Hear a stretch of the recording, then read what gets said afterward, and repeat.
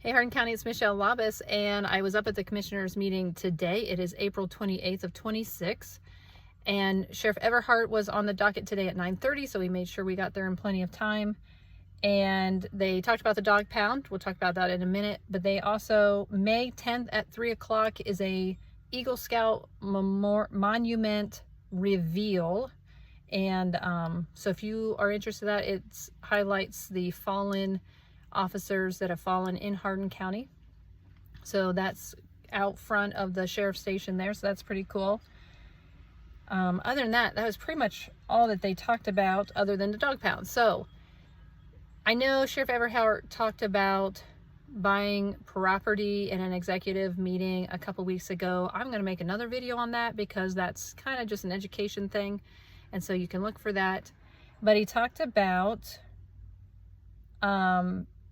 there's an anonymous source who is paying for this whole thing. It sounds like it's going to be upwards of 6 figures, so they're getting close to that. The land that I think was talked about is 1.3 acres, and I took a little video because I like to go to the spot, and it's out back behind the dog pound right now. So Joe said it really squares things off, and there's a pole out there, so it made sense to me.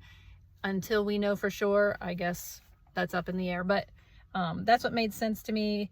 Golden Giant will be doing the building work, so they're going to be expanding the building somehow. It's going to have 20 additional pins, probably inside, a new intake room, a washroom, a separate quarantine room, and I think that's it. So there's big upgrades going on at the dog pound. Like I said, I have another video that kind of just shows you the layout. They're already in construction, which, anyways, watch the other video. I have a lot of questions about the private-public partnership in those situations. Anyways, Sheriff did talk about upgrades to the 911 system because they're doing the next gen thing that we got a grant for. Other than that, we have Ohio Means Jobs. Jordan came in. So there is a youth program. I forget what it's called.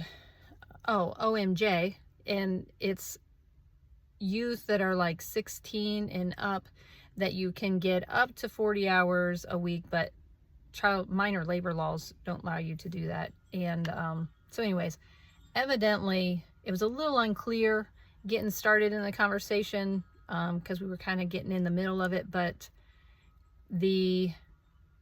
Jordan was there to ask about placing one of the students with the maintenance department. So they've done this in the past with like house cleaning, and it sounds like it was kind of a mixed bag as far as kids not following through, but he is confident in the one gentleman that he would be able to maybe fit in well there. And so it sounds like maintenance is on board. Sounds like commissioners are on board.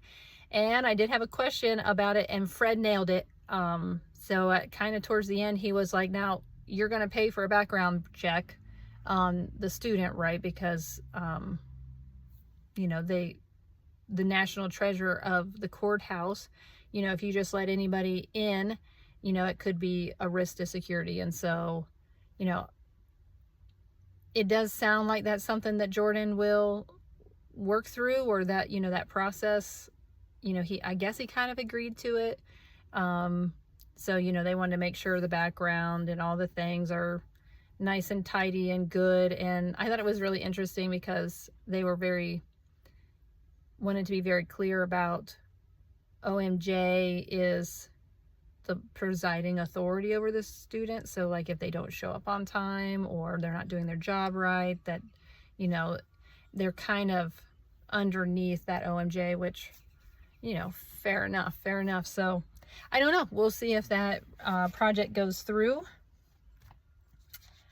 Other than that, Richard talked about other interviews that, again, it's not, a lot of things aren't fully explained in the meeting, but, he said we will move forward on these other things, so I don't know if they're trying to hire another person. He did name a name, and we were like, don't do that, it is on public record. So, oh, and then Brad Bailey came in with an executive session, which I think is maybe why the commissioners seemed a little off today. Just seemed a little off kilter for whatever it's worth. And I don't know if it's because of this, because I did stay. A lot of times executive sessions don't last very long, and this one was pretty long, and it was for pending litigation type thing. And so they had quite the conversation, and when they were done, Brad Bailey hit the road. I went back in to continue filming, and Tori was gone. The commissioners, I mean, they were out of there. They were right out of there. And so I do think they are required to vote as a no vote. Anyways, maybe we'll talk about it. Executive sessions are pretty tough. You really got to do your research to make sure you're doing it correctly. So other than that, I hope you guys are having a great day. It's beautiful. It's sunny. I'm loving it. And we'll talk to you guys later. Okay.